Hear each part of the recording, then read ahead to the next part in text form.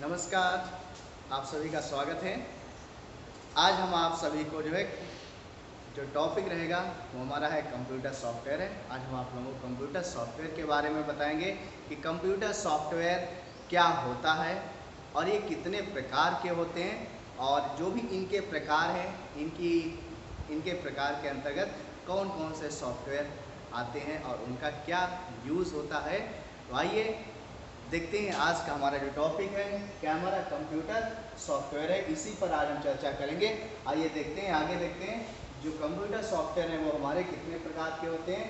कि दो प्रकार के होते हैं कंप्यूटर सॉफ्टवेयर, एक होता है हमारा सिस्टम सॉफ्टवेयर है और दूसरा होता है हमारा क्या एप्लीकेशन सॉफ्टवेयर होते हैं। ध्यान दीजिएगा, जो कंप्यूटर सॉफ्टवेयर है वो केवल दो प्रकार के होते हैं, एक सिस्टम सॉफ्टवेयर और एक एप्लीकेशन सॉफ्टवेयर। लेकिन क्या होता है कुछ जगहों पे जो है जो कुछ बुक्स हैं उसमें लोग जो है कंप्यूटर सॉफ्टवेयर को 3 टाइप्स में भी कर देते हैं। उसमें जो उनके यूटिलिटी प्रोग्राम्स होते हैं उसको भी वो लोग कंप्यूटर सॉफ्टवेयर के प्रकार में कर देते हैं, लेकिन ऐसा नहीं। केवल दो प्रकार के होते हैं, एक होता है आपका सिस्टम सॉफ्टवेयर और दूसरा होता है हमारा एप्लीकेशन। आइए देखते हैं इसमें सिस्टम सॉफ्टवेयर में कौन कौन से सॉफ्टवेयर आपके आते हैं। आइए देखते हैं, यहाँ पे ये हमारा आ गया सिस्टम सॉफ्टवेयर में। देखिएगा सबसे पहले हमारा क्या होता है ऑपरेटिंग सिस्टम है, फिर लैंग्वेज प्रोसेसर है, डिवाइस ड्राइवर है और यूटिलिटी सॉफ्टवेयर, यानी 4 प्रकार के जो सॉफ्टवेयर जो हैं हमारे सिस्टम सॉफ्टवेयर की कैटेगरीज में आते हैं। नंबर 1 ऑपरेटिंग सिस्टम है, number 2 language processor, number 3 device driver, number 4 पे यूटिलिटीज़ है। आइए अब हम देखते हैं एप्लीकेशन सॉफ्टवेयर जो है उसमें कौन कौन सी कैटेगरीज आती हैं एप्लीकेशन में। एप्लीकेशन जो सॉफ्टवेयर है उसमें भी आपकी 3 कैटेगरीज आती हैं। नंबर 1 पे जनरल पर्पस, फिर आपका स्पेसिफिक पर्पस है और एक आपका आता है कस्टमाइज एप्लीकेशन सॉफ्टवेयर। आइए अब हम इन सब के बारे में विस्तृत रूप से जो है चर्चा करते हैं। आइए देखते हैं, यहाँ पे अगला करते हैं, इन सब के बारे में हम पूरी तरह से विस्तृत रूप से यहाँ पे डिस्कस करेंगे। ये पूरा हमारे पास जो है क्या है, पूरा हमारे पास ये एक फिगर है यहाँ पे सॉफ्टवेयर का। देखिएगा सॉफ्टवेयर जो 2 प्रकार के होते हैं, नंबर 1 सिस्टम सॉफ्टवेयर और एक एप्लीकेशन। ठीक, फिर जो सिस्टम सॉफ्टवेयर है 4 टाइप्स, ऑपरेटिंग, लैंग्वेज, डिवाइस और यूटिलिटीज। एप्लीकेशन आपका जनरल पर्पस, स्पेसिफिक पर्पस और कस्टमाइज एप्लीकेशन सॉफ्टवेयर होता है। आइए अब हम देखते हैं सिस्टम सॉफ्टवेयर क्या होता है। जो कंप्यूटर का जो रीड होती है, यानी कि ऑपरेटिंग सिस्टम है, जो कंप्यूटर सॉफ्टवेयर की जो एक रीड कही जाती है, बैकबोन जिसको हम कह सकते हैं, वो होता है उसका सिस्टम सॉफ्टवेयर होता है। क्या होता है उसका, वो सिस्टम सॉफ्टवेयर होता है। नंबर 1 जो सिस्टम सॉफ्टवेयर में, क्योंकि सिस्टम सॉफ्टवेयर ही क्या करता है इंटरफेस करता है बिटवीन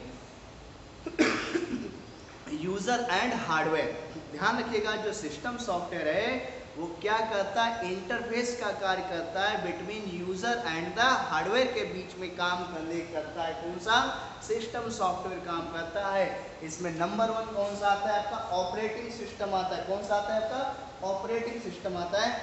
आप जान सकते हैं कोई भी कंप्यूटर सिस्टम है अगर उसमें ऑपरेटिंग सिस्टम लोड नहीं है तो कंप्यूटर सिस्टम क्या है, पूरी तरह से डिब्बा है, आपका ऑन नहीं होगा।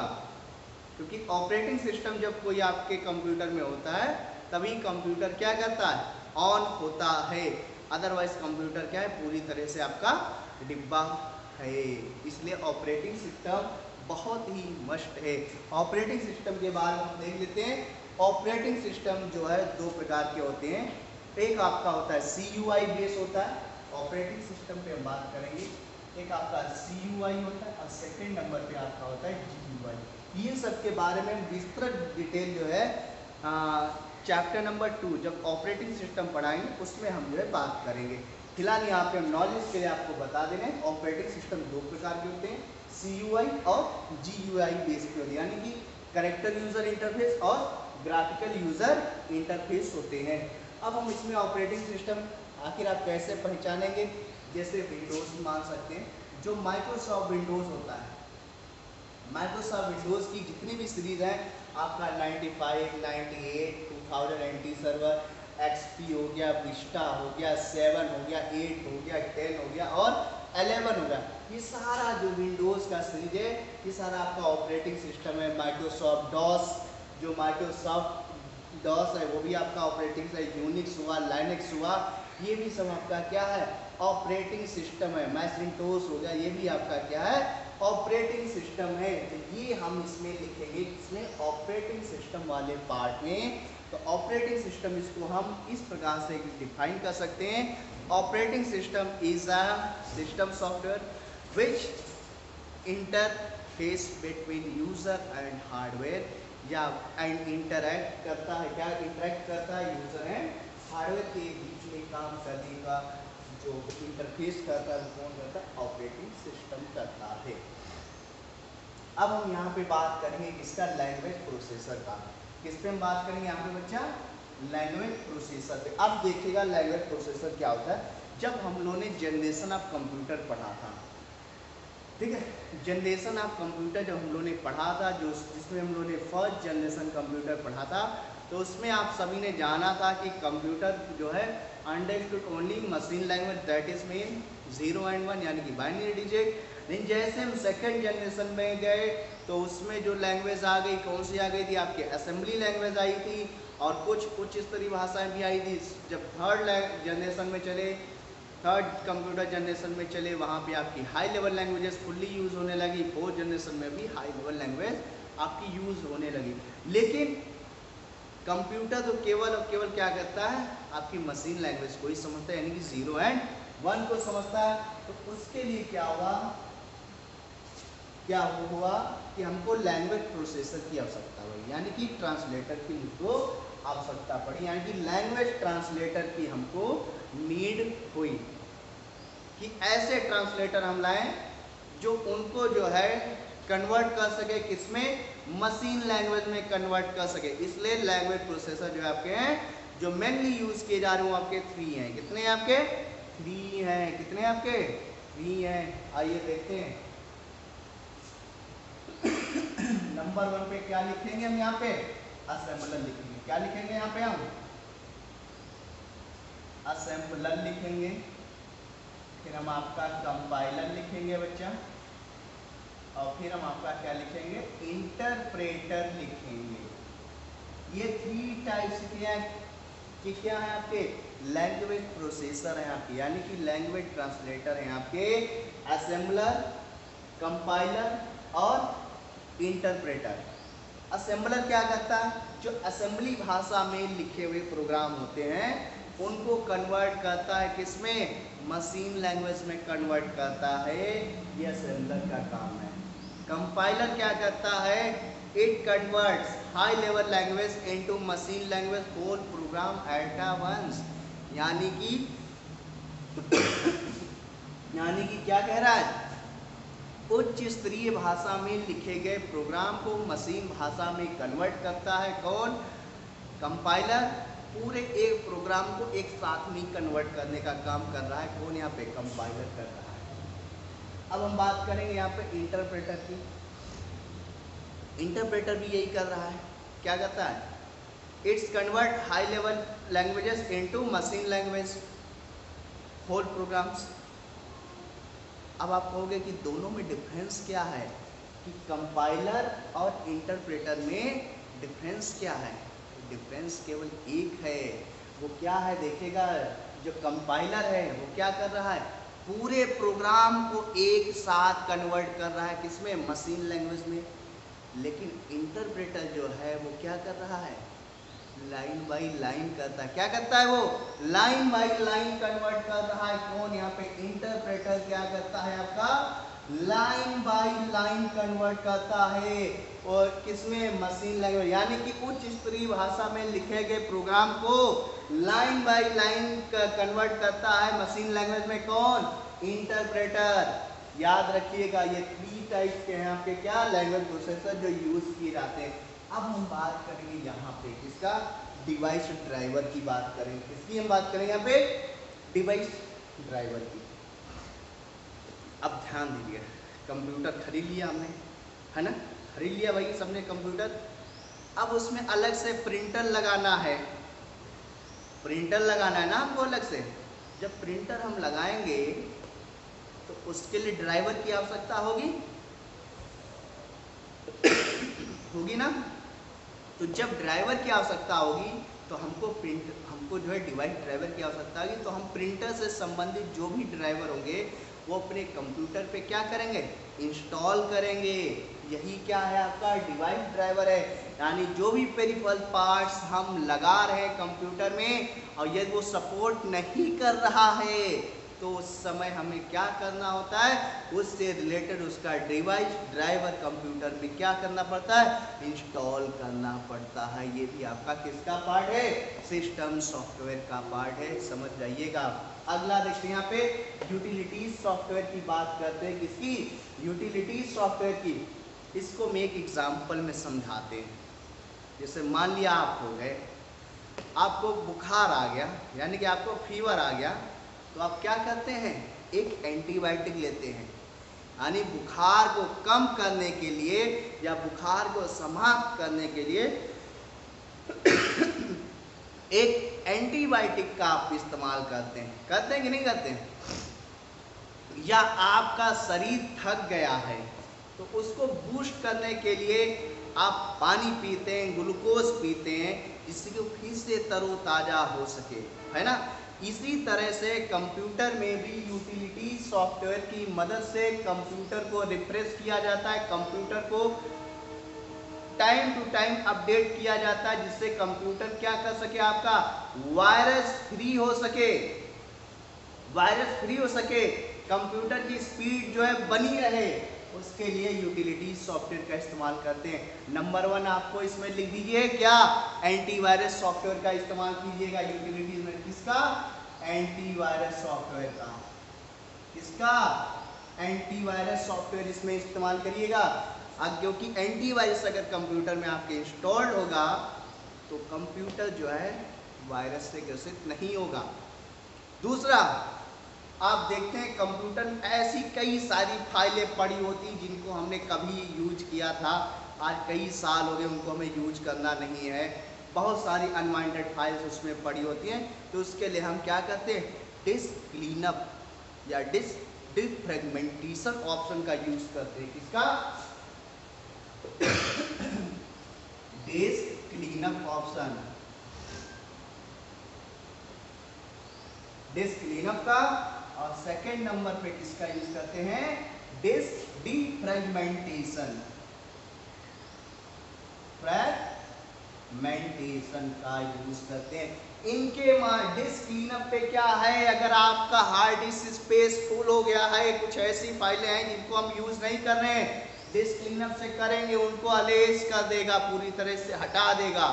डिफ्रेगमेंटेशन पे करेंगे, जो भी आपकी फाइलें अव्यवस्थित तरीके से वो एक जगह पे व्यवस्थित कर देगा, और आप उसमें देख सकते हैं जो अनवांटेड फाइलें या डुप्लीकेट फाइल्स उनको क्या कर देगा, वो रिमूव कर देगा, यानी कि इरेज कर देगा और आपकी स्पेस बना देगा। और जब स्पेस आपके कंप्यूटर में हो जाएगा, बढ़ जाएगा, तो क्या होगा, ऑटोमेटिक उसका स्पीड कैसा हो जाएगा, यानी उसको एंटीवायरस मिल गया, वो एंटीबायोटिक उसको मिल गया तो बूस्ट हो गया, उसको ग्लूकोज दे दिया ना आपने, बूस्ट हो जाएगा ना वो। तो इसी तरह से ये यूटिलिटीज काम करता है, कंप्यूटर को बूस्ट करने में काम आता है। चलिए आइए अब देखते हैं हम कुछ एप्लीकेशन सॉफ्टवेयर के, ठीक है। अब हमें कुछ डेली लाइफ में कुछ काम करना होता है। जब डेली लाइफ में काम करना होता है तो उसके लिए हम एप्लीकेशन सॉफ्टवेयर इस्तेमाल करते हैं। जैसे कि अगर आपको कोई डॉक्यूमेंट क्रिएट करना है, कोई प्रेजेंटेशन बनानी है, कोई कैलकुलेशन करना है, अकाउंटिंग का काम करना है, डिज़ाइनिंग का काम करना है, या फिर आप कोई अपनी तरफ से कोई एक अपना सॉफ्टवेयर अपने अकॉर्डिंग का कोई सॉफ्टवेयर बनाना चाह रहे हैं, है ना, तो इन सब के लिए हम एप्लीकेशन का इस्तेमाल करते हैं, एप्लीकेशन सॉफ्टवेयर का। और ये जब आपके कंप्यूटर में सिस्टम सॉफ्टवेयर होता है तभी ये एप्लीकेशन सॉफ्टवेयर क्या करती हैं, काम करती हैं। अदरवाइज अगर सिस्टम सॉफ्टवेयर नहीं है या ऑपरेटिंग सिस्टम, तो एप्लीकेशन सॉफ्टवेयर कंप्यूटर पे काम नहीं कर सकती। आइए सबसे पहले देखते हैं इसमें से जनरल पर्पस एप्लीकेशन सॉफ्टवेयर। कौन सा, जनरल पर्पस एप्लीकेशन भैया एप्लीकेशन सॉफ्टवेयर वाला लाइए, फोकस कीजिए, बैक कीजिए, बैक कीजिए। हाँ ठीक है, आइए इस पे जो है हम चर्चा करते हैं अच्छे से, ठीक है।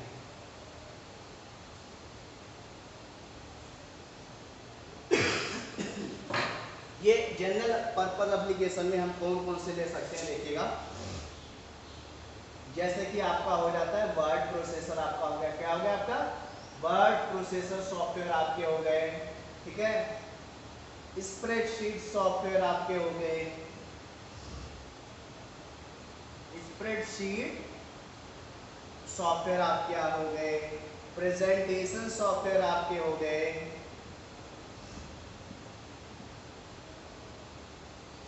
अकाउंटिंग सॉफ्टवेयर आपके हो जाते हैं, ठीक है। और डीटीपी सॉफ्टवेयर आपके लिए, कैसे डीटीपी सॉफ्टवेयर गए। अब जब हम वर्ड प्रोसेसर सॉफ्टवेयर की बात करेंगे तो इसमें हम लिख सकते हैं क्या, एमएस वर्ड और राइटर लिख सकते हैं, क्या लिख सकते हैं, ओपन ऑफिस राइटर को लिख सकते हैं। जब स्प्रेडशीट की बात करेंगे एमएस एक्सेल हम इसमें लिख सकते हैं और कैल्क हम लिख सकते हैं, क्या लिख सकते हैं हम, कैल्क लिख सकते हैं। जब प्रेजेंटेशन के सॉफ्टवेयर की बात करेंगे एमएस पावर पॉइंट और इम्प्रेस की बात हम कर सकते हैं इसमें। अकाउंटिंग सॉफ्टवेयर की जब बात करेंगे तो इसमें हम टैली लिख सकते हैं, क्या लिख सकते हैं इसमें हम टैली लिख सकते हैं। डीटीपी की बात करेंगे तो इसमें हम एडोब फोटोशॉप लिख सकते हैं और कोरेल ड्रॉ लिख सकते हैं, क्या लिख सकते हैं, कोरेल ड्रॉ लिख सकते हैं। तो ये कुछ जनरल पर्पस एप्लीकेशन सॉफ्टवेयर हैं। अगर आपको डॉक्यूमेंट क्रिएट करना है, कोई टाइपिंग का काम करना है, तब के लिए वर्ड प्रोसेसर का यूज करते हैं। कोई कैलकुलेशन का काम है, स्प्रेडशीट का काम करेंगे, ठीक है। कोई प्रेजेंटेशन आपको बनानी, कोई आइडिया, कोई थॉट आपके पास है, वो आप प्रेजेंट करना चाहते हैं किसी दूसरी जगह पे ऑडियंस के समूह, तब के लिए हम प्रेजेंटेशन सॉफ्टवेयर का यूज़ करते हैं। आपको टैली का काम करना है, अकाउंटिंग सॉफ्टवेयर, कोई डिज़ाइनिंग बनानी है तो उसके लिए हम एडोब फोटोशॉप और कोरेल ड्रॉ का इस्तेमाल करते हैं, ठीक है। अब आइए यहाँ पे आ जाते हैं कुछ स्पेसिफिक पर्पज एप्लीकेशन सॉफ्टवेयर। ये क्या होता है, कुछ स्पेशल पर्पज होते हैं, उनके लिए काम में लाया जाता है। जैसे कि पेरोल सॉफ्टवेयर, कौन से आपके पेरोल सॉफ्टवेयर हो गए, रिजर्वेशन सॉफ्टवेयर आपके हो गए, कौन से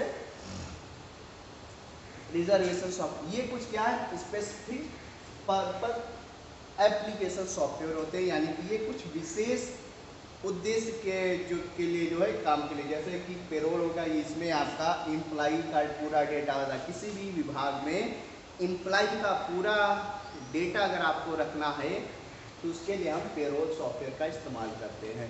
रिजर्वेशन सॉफ्टवेयर से क्या होता है, ऑनलाइन टिकटिंग जो है सेल की जाती है, पूरी तरह से उनको रिजर्व किया जाता है सीटों को, उसके लिए रिजर्वेशन सॉफ्टवेयर होते हैं। ये क्या है आपके स्पेसिफिक यानी किसी विशेष उद्देश्य हेतु होते हैं, ठीक है। अगला बात करेंगे यहाँ पे कस्टमाइज्ड एप्लीकेशन सॉफ्टवेयर। ये वो सॉफ्टवेयर होते हैं जो depend on user choice, depend on user choice, यानी कि जैसा यूजर चाहता है वैसा ही डेवलपर क्या करता है, उसको वो एप्लीकेशन जो है बना के देता है, ठीक है।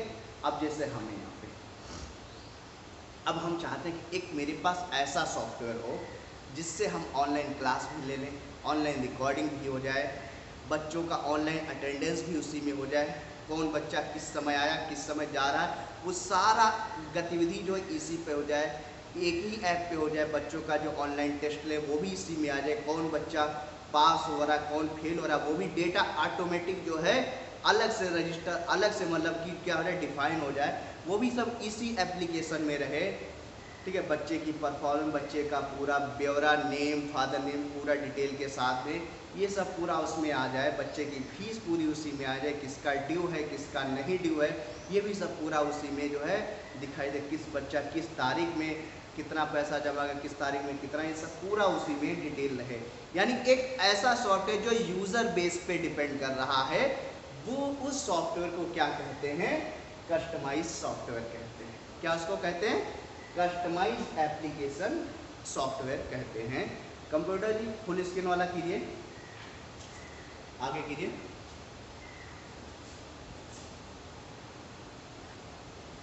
तो ये था देखिएगा क्लास हमारा आज का जो टॉपिक था, देखिएगा बहुत बढ़िया से हमने बताया आपको, कंप्यूटर सॉफ्टवेयर बताए, ठीक है। सॉफ्टवेयर आपके टू टाइप्स होते हैं, एप्लीकेशन और सिस्टम सॉफ्टवेयर होता है। सिस्टम सॉफ्टवेयर आपके 4 टाइप्स के होते हैं, ऑपरेटिंग सिस्टम्स हो गया, ठीक है, आपके डिवाइस ड्राइवर हो गए, लैंग्वेज प्रोसेसर हो गया, यूटिलिटीज़ हो जाता है, फिर एप्लीकेशन सॉफ्टवेयर आता है, general purpose application software, specific purpose application और कस्टमाइज सॉफ्टवेयर। ये कुछ सॉफ्टवेयर के टाइप थे जिनको डिफाइन किया गया है। यही सॉफ्टवेयर आपके आगे तक काम आते हैं, इनको किसी विशिष्ट उद्देश्य से काम में लाया जाता है। लेकिन ये तभी काम करते हैं जब आपके में ओएस यानी कि ऑपरेटिंग सिस्टम बड़ा होता है। तो उम्मीद करता हूँ कि आप सभी को सॉफ्टवेयर के बारे में पता चला होगा कि सॉफ्टवेयर क्या होता है और कैसे काम करते हैं। एक चीज़ और, एक बात और याद रखिएगा, जो सॉफ्टवेयर होता है उसको केवल और केवल हम देख सकते हैं और उस पर हम काम कर सकते हैं। It's mean software we can only see and work on it. It is the set of instruction. क्या होता है? सेट ऑफ इंस्ट्रक्शन, यानी कि इंस्ट्रक्शंस का क्या होता है? समूह का होता है, एक समूह होता है, ठीक है। तो फिर मिलते हैं एक नए टॉपिक के साथ, तब तक जय हिंद, जय भारत।